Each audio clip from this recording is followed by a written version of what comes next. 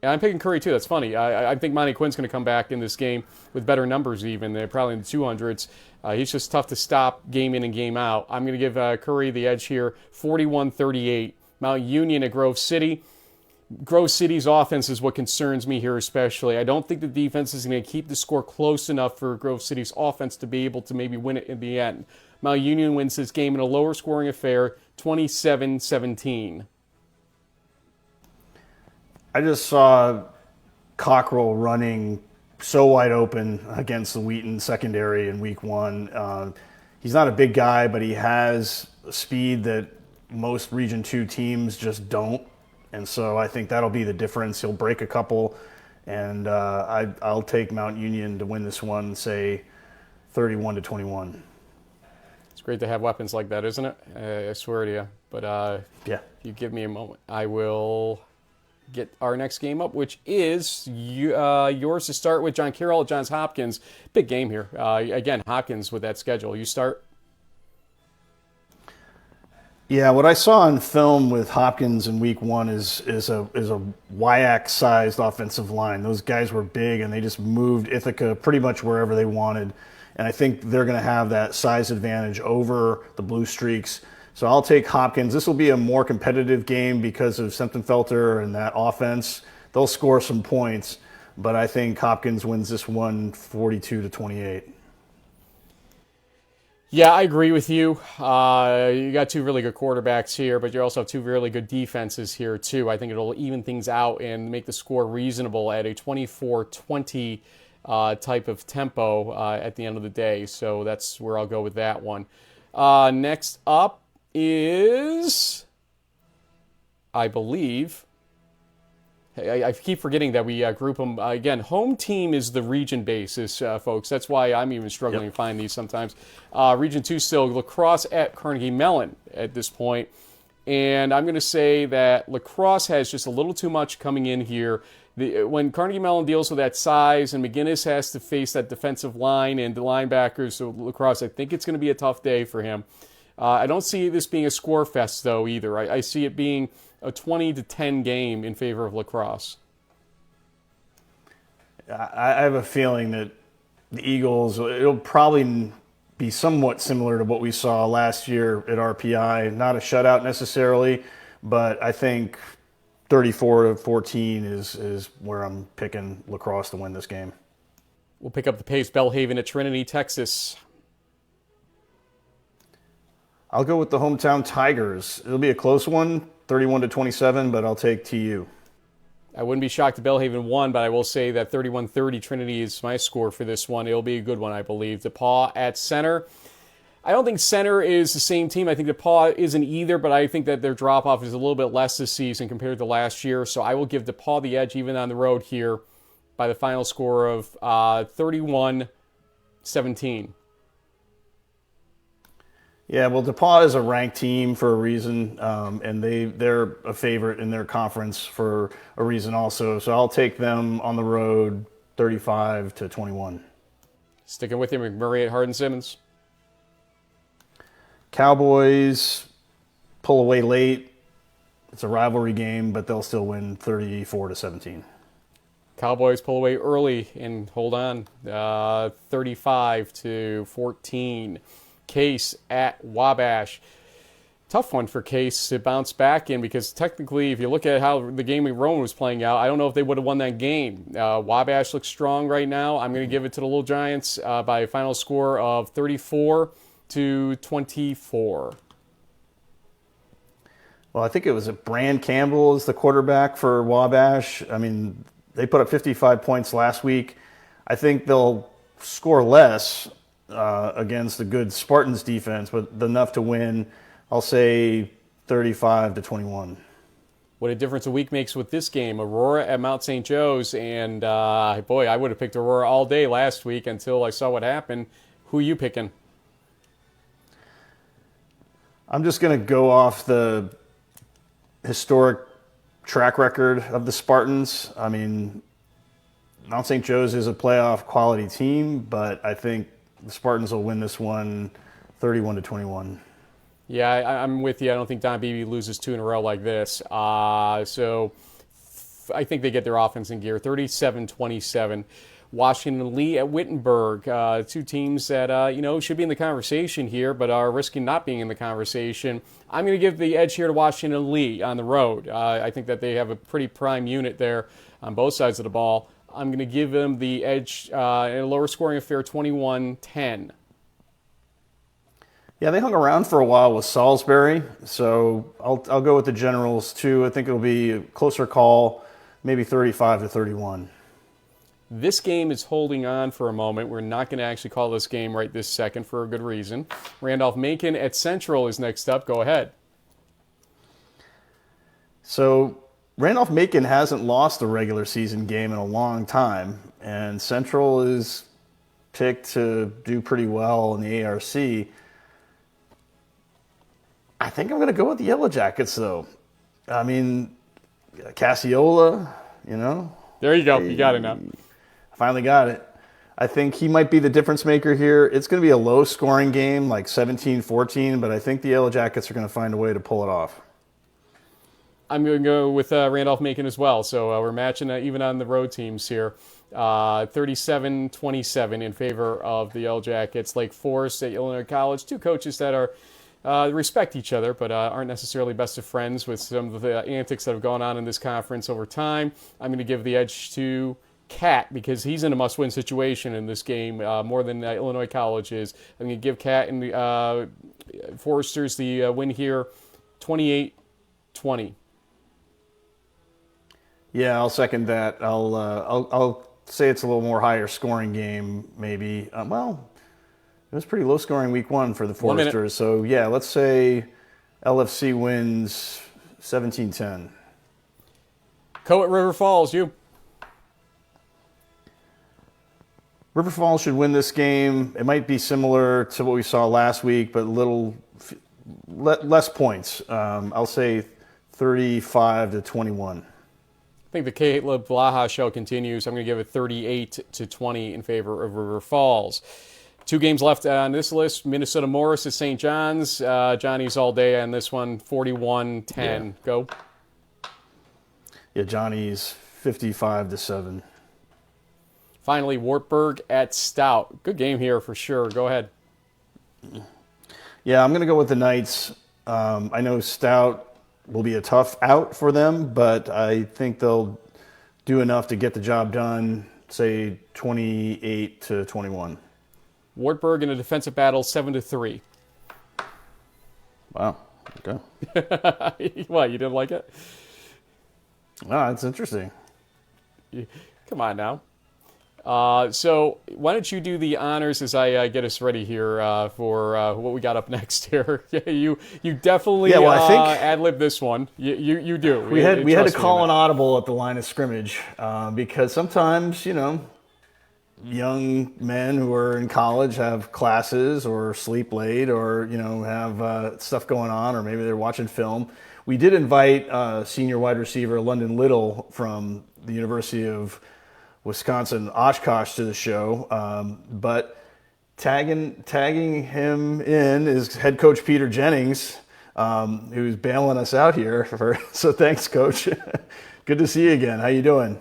I'm doing well. You guys got me done doing laundry. You got me in the middle of trying to get some things folded for the trip down south. Barely got to unpack from Oregon before we're packing the bags up again. So you saved me from doing some monotonous tasks. So I appreciate it. Coach, I've got to fold some laundry myself, or actually do some laundry. If you'd like to come help me so that my trip to North Central I can get underway, because I will see you tomorrow making that trip out there to see a quality game.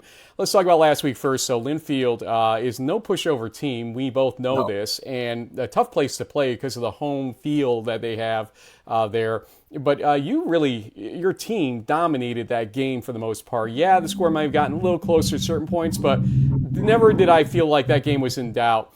How did you feel about your team's performance, and how do you take that momentum and seize it and carry it into what is the gorilla of the week coming up here, obviously, in number one, North Central?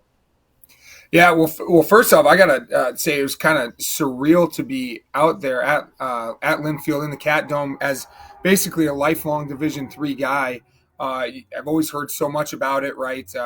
back when I actually would look at the boards, there was so much talk on the D3 message boards about the home field advantage and what a great venue it was, and it sure did not disappoint.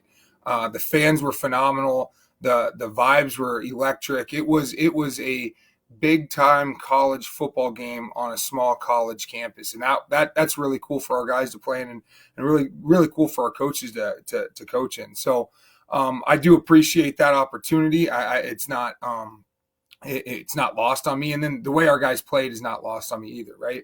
You know, we left our football facility at 2 a.m. on Thursday morning to catch a 5:45 a.m. flight to Milwaukee, or from Milwaukee out west, so that we could get a practice in that region, right? We wanted to try to acclimate to the time zone as quickly as we could, acclimate to the weather as quickly as we could. It was definitely warmer out in the Portland area than it was up here in Oshkosh over that time frame. So I got to say, I was really, really impressed with our staff and our young men. We didn't have one person late for a 2 a.m. call. I will honestly say it's the first time I've ever set my alarm for 1:15 a.m. So it started off with a bang, just having a little bit of adversity right there with the early wake up. But our guys just answered the bell every single step of the way. We had a great practice Thursday. Lewis and Clark and Brett Elliott, the former Linfield great, opened their doors up to us for a practice on Friday. Had a great practice Friday. Had a great turnout from fans and families. So our guys spent a decent amount of family time on Friday night, and then opened it up and opened the season up with a bang. Tip of the cap to Linfield. They don't make anything easy, but I was very excited about the way we played in all three phases, and truly how clean the game was, right? I mean, we had a couple penalties, but it wasn't anything crazy, and especially for a week one game. I was very, very, very pleased with how poised we were. That catch in the back there, corner of the end zone, was impressive, by the way. I was glad that they got a replay of that one just to watch your receiver catch that one, and that was a difference maker in that game for sure. In that game, JB, go ahead. Well, Coach, one of the things I wanted to ask London, who had a really big game, 5 catches for I think 114 yards, he had I think almost a 40-yard reception in the game. You know, he's kind of like his name, a smaller guy, 5'9", 160-ish, and he's going to probably line up against a former guest from a few weeks ago for us, Ramirian Roby from North Central, about a 6'2" corner. From a matchup perspective, are there certain things that you do as a coach to try to give a guy who's maybe given up a few inches height-wise in coverage, or just trying to work ways offensively to get London open? Because he's probably going to be seeing Roby a lot on Saturday. Yeah, I mean, we utilize quick motions, cheap motions as much as necessary. We're going to line our guys up in different positions, and really we work a ton about on first and second level releases. When we are seeing bigger corners or faster corners or whatever it may be, or safeties, our guys feel comfortable that they've got enough tools in the toolbox to get open. It does not hurt that London Little has world-class speed. The kid runs a sub-22 second 200-yard dash, right? He's one of the fastest guys on the planet. So that doesn't hurt. Speed kills, as they say. But I do think that we do a good job of moving them around, moving all of our wide receivers around to give them advantageous situations to get open. Coach, why this game? Because you know well, and we've seen your discussion points, or you watch this stuff. I know you do. You're a good connoisseur of content and data and whatnot that's out there. You know MPI is not going to treat you well if you lose this game compared to if you win it, obviously. But you're in a conference that could get 3 bids. You could maybe go 7-3. I get it with this game under your belts, but you don't want to be losing 3 games this season and have that on you getting into playoffs possibly. So why did you pick this game? Why did you want to play what you probably could have assumed was going to be number 1 or number 2 in the nation coming into this season when you scheduled it? And what does it do for your team and its profile ultimately? Yeah, I think that's a pretty loaded question there, Frank. First and foremost, our mentality is we'll play anyone, anywhere, anytime. And when Coach Spence and I first connected, I went to our staff and said, hey, what do you guys think? And every single one of them to the T was like, let's freaking go. Let's make this thing happen. I had to chuckle because they were so excited, and but their last name isn't attached directly to the overall record. So I was excited about their excitement, and I really am excited as well. I'm a little tongue in cheek with that comment. We really do believe that to compete in our league, we've got to play against great non-conference opponents. And what's better than the reigning national champion?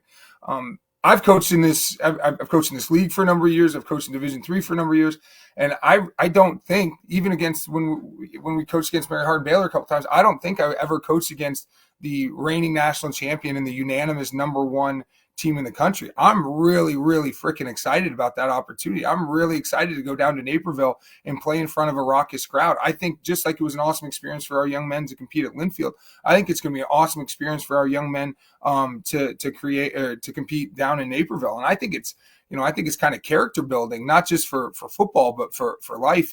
And so the opportunity to go play the best of the best, we do that in the league, right? You guys already mentioned that. Well, let's do it when we're talking about rankings. And are they going to be good? Hell yeah, they're going to be good. Is it going to be tough? Yes, it's going to be extremely tough. But iron sharpens iron, and so I am very excited about that. I also think when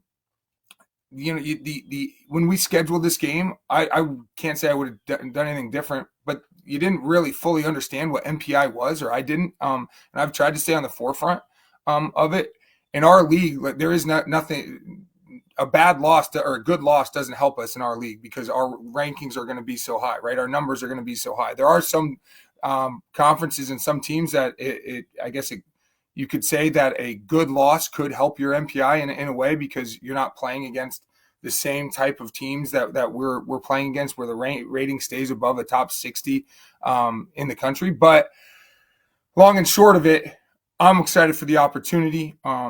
I can't wait. Our guys, I've been trying to, calm our guys down and keep them from being too excited for the entire week, right? Because you can't be on cloud nine for the entire week. So got to build up into it, and I'm very excited about this opportunity. I can't believe you think I would ask you a loaded question. I mean, come on now. You think I'm like that, Coach? Come on, JB, ask him a loaded question. Show what a real loaded question is. I think you could. I think if you guys had the entire morning, you could get me going pretty hard on MPI, and I'd probably get a call from Daryl Sims, my AD, and he'd tell me hey, you need to turn the podcast off, guy. Well, I guess since we have a coach on, we'll do a little X's and O's stuff. So is there? I mean, you guys played in week one. NCC didn't, obviously, so they have some film on you. We don't have film on the Cardinals yet, but Coach Spencer has been there for a while. He runs a certain offense, they run a certain defense, etc. Is there, I guess, how would you rate the disadvantage of going to play a team that's seen you once, but you haven't seen them yet? Yeah, I think it's kind of a catch-22, right? We'd love to have film on them. We'd love to know who their starting quarterback is, right? Like if you follow social media, it says something. You follow there. If you look at their too deep, it says something different. At the end of the day, somebody's got to line up under center. So we'll sort that out when on game day. I think there's an advantage in the sense that the old adage is the biggest improvement you make as a team is from week 1 to week 2. So hopefully we're going to see that improvement. But then there's also the disadvantage of we don't know, right? We don't know what this team's going to be. We have a pretty good idea, right? They return 4 preseason All-Americans on defense, I think, right? So like I have a pretty good idea who they are on defense. We have a pretty good idea what they're going to try to do on offense because they have been pretty consistent to their core values as a staff and as a program over the course of the last decade. But we don't know. So there's definitely a disadvantage in that where they've already seen us. They know our personnel. They know where we're strong. They know where we're weak. And for us, we are definitely kind of just taking educated guesses as to where we want to try to attack in all 3 phases. Coach, we've been called WIAC or WIAC haters over our time the last year or so because we've been honest about the fact that the conference has struggled in a couple of years recently to really make waves in the playoffs. We know there's strength in that conference. We know it, okay? I went to Whitewater, Oshkosh. I saw the size of the players. We saw lacrosse at RPI. We saw the size of the players when they were directly behind us, and we looked like shrimp next to those guys. So we know, that was even worse than that, JB. My neck still hurts. But, we're trying to measure this conference based a little bit on playoffs, and it doesn't pass the test right now. What is the real state of the WIAC from your perspective, to give a little equal time here, because I think I know where you're going to go with this, but I'd like to hear it directly from you, because you're playing these tough teams, and then you've got some tough teams in your own conference that are coming up, almost every one of them, in fact, based on what we're seeing and feeling about this. But then how does it lend to the playoffs? Are you just killing each other? Is that what's going on, or is it something else in your mind? Yeah, you're going, Frank. I love it. All right, there's a couple pieces to that. One, I think that the talent in the league, in the WIAC, has a greater distribution across all 8 teams, more so than any time I've been in the league. I think that's just different recruiting models from the different staffs, and I think that's really showing up in the overall talent of the league, without maybe having just one premier team or 2 premier teams like maybe you saw in the late 2000 or mid 2000s, right, and mid 2010s. The other piece, I think, is that we absolutely beat the brakes off each other, and so when you get into the playoffs, when I was at Carroll, for example, we didn't make the playoffs, but we had 8-2 year where we had 2 games that were within 3 scores, right? So you're playing a lot of different people throughout the course of that season, and really trying to stay healthy, or able to stay healthy. And I think there's plenty of leagues where that is the case. And I'm not knocking those leagues at all, but our starters came out of the fourth quarter of 1 game last year. That's it. That's how, and we went 6-4 and beat 4 ranked opponents, right? That was our resume. And that's not the case for most leagues, right? And I would say that lacrosse and Platteville had the exact same situation. Stevens Point had Platteville to, I think, a 1-score game in the middle of the third quarter late in the season, and Platteville won our league, right? So I think that has something to do with it. The fact that we are you have to play your best players 10 games a season, and maybe some other leagues don't get that. I also, I told you, don't get me started on NPI, right? But you can't sit there and tell me that lacrosse and Platteville didn't deserve home games in the second round of the playoffs. And that's a big deal. When you have when you are sending lacrosse to St. John's, that's a tough place to play. When you're sending Platteville to Wartburg, that's a tough place to play. And in my opinion, if that seating's a little bit different, and those 2 teams are hosting, I think that's in games that came down to the wire, I think the home field advantage comes into play a lot right there. And that's where the computer thing I'm a numbers guy, but not when it comes to the way we're operating with MPI, and I think I've been pretty outspoken about it in certain circles. So I won't go too much further into that, but I do think that seeding, I think that the way we are beating up on each other throughout the course of the year, and then I think the disbursement of talent are all big reasons why when we get into the playoffs, since whatever it's been, since 2019, right, we haven't been able to, as a league, to make a really, really deep run. I do want to say one thing, and you don't have to agree or disagree with this, but NPI's got its own set of problems the way it's set up currently. I've been outspoken on this, but the second layer problem, Coach, and I think you're pointing to it, is I think some of the human element of setting up things after the numbers are spit out has actually created issues too, because some things didn't make sense on who played in week 1 and who didn't in the playoffs. And it's like, okay, we're going to use this number-based system really strictly until we can't use it strictly anymore. We're going to just start kind of punting on things where teams are suddenly going to have to play in a week 1 game, or the hosting rights are going to get all kinds of wacky and everything else, despite the fact they probably had deserved a hosting right in the first game or whatnot. That's the second layer of problem that maybe they can fix this year. I hope they do. But, we can't change MPI until next year in terms of the actual nuts and bolts of it. So we'll see where it goes with respect to that. But I appreciate that analysis, because you and I aren't that far off on some of our views about the distribution question that I basically AI'd the other month, basically, to say, what's going on a little bit with this conference. So thank you for your candor on that one. JB, I know, has a question. Well, I have a kind of a funny question and then a more serious one. So I'll start off with the tongue-in-cheek. Coach, is there anything, you have the mayor coming in the game tomorrow. I believe the Titans are 0-1 when he's in the stadium. Is anyone going to try to stop the mayor from showing up? Oh, 0-2 actually. Stag Bowl too. Yeah, I was just saying, I don't think okay, then you go there. I don't think I've won a game with Frank around. So yeah, we're gonna make sure that there's high levels of security, and make sure that we keep the riffraff out of Naperville for tomorrow. No doubt about it. Exactly. I think that's a good plan. But on a more serious note, though, going back to the top of our program, we had Coach DiCenzo on from Wesleyan. As a guy who coaches in a conference that teams expect to win national championships out of, from your perspective with roster limits and all that, what do you think is a realistic, kind of roster limit or roster that you need to compete for a national championship in Division III? Are you referring to what's going on with the NESCAC? Yes. Yeah, exactly. This shows you just my East Coast knowledge and non-playoff team knowledge. I feel like I'm pretty knowledgeable when it comes to all things Division III until you can't play in the playoffs, and then becomes a little bit like, okay, I'm just going to compartmentalize that over here and deal with that later. Are they still playing an 8-game regular season, or have they expanded that? They went to 9. They were at 75 on a roster limit until COVID. They waived it for the COVID years, and now they're at 84.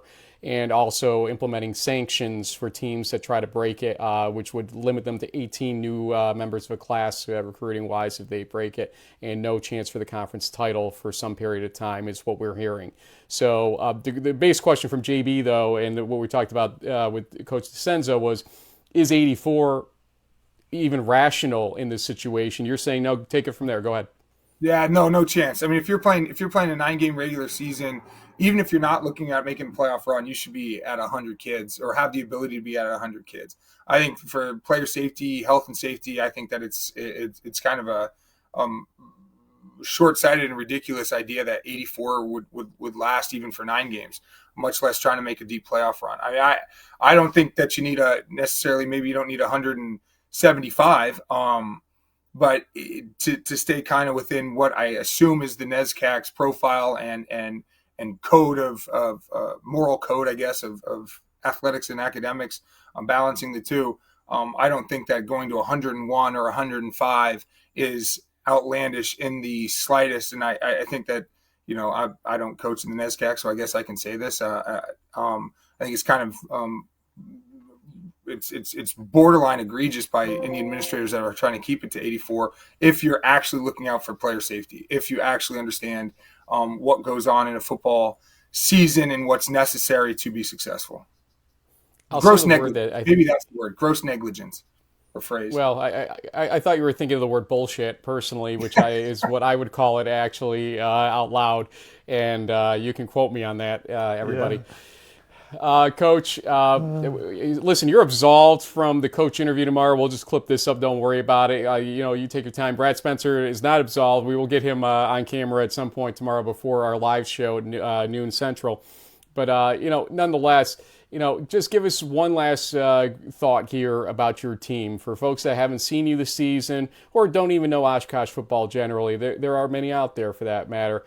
Tell them what to expect in a game like tomorrow with your players and everything going on here. We've got a bunch of hard-nosed wood hook and war daddies that love the game of football. And when you come watch us play or when you see us play, our passion for the game, our passion for each other, I think is evident. We wear it on our sleeves. And our guys love to compete. They love each other, and they love this great game. And so I think you're going to see that on the field tomorrow. We got to pick it still, so we're going to push you to the side, and then we have to say... I pick UW-O if you guys are going anyway. If you needed my pick. What's the final score? Of course. You know how this works. Shoot. Let's go 24-17. UWO winning 24-17 in Naperville. You heard it here first, folks. We could have number one upset for the first time in a long time. What's the last time we had number one actually upset in Division III in the regular season? Now that I'm thinking about this, normally they just roll. Whitewater lost to Buff State. No, maybe Mount Union against John Carroll in 16 was probably one possibility. 16, yeah. But I can't remember. We got to look back at this. If you can pull it off, it's something. There's no doubt. I don't care what your ranking is. It's still a major win if you can do it. And as you said, when you do it, basically, because you have the confidence, Coach. We appreciate you batting kind of clean up here on behalf of London Little. I'll hopefully get to meet him tomorrow officially. And safe travels to Naperville. I will see you there. Awesome, guys. I really appreciate it. Appreciate what you guys do for our great sport and for our level. I hope it goes without saying, but my gratitude is there and anything we can ever do for you. The fact that you're here alone just Coach. tells Good luck us tomorrow. that. Yep, thank you. Appreciate it, Coach. Thank you, guys. Coach Peter Jennings, you didn't tell me who it was coming on, and I saw in my picture long hair, and I automatically started typing the new lower third about who it was. Yep. You see over our head one more time here. Here is the game that we did not call earlier. We called 20 others, but not this one. Oshkosh at North Central. JB, you get the honors. I think it would be amazing for this season and for D3 for the Titans to pull off the upset, maybe a Vero Trejo field goal with no time left to pull it off. I mean, North Central has been so dominant the last 6 years, last 5 seasons. It's hard to pick against them, if not impossible. I would love to see the upset, but since we're actually keeping score on our picks and all that, it's hard to not go with the national champs. They haven't lost a regular season game in a while. But like I said, I think it would be great for the division if the Titans, keep this close and make it interesting. But I'm going to pick with my head, not my heart. I'll say North Central wins 31-24. I watched an Oshkosh team last year against Whitewater that I thought had more potential than what they showed on that field that day. They started out decently, but just never could take against a team that I think wore them down as the game went on. And I think that North Central is a better version, even with the losses they've experienced, than that Whitewater team last year. So I think that maybe it stays close early, but North Central wears them down sufficiently in this game to win it in the end. I'm going to say 34-17 going away. I think it will stay close, and then begin to burst open in the second half in that manner.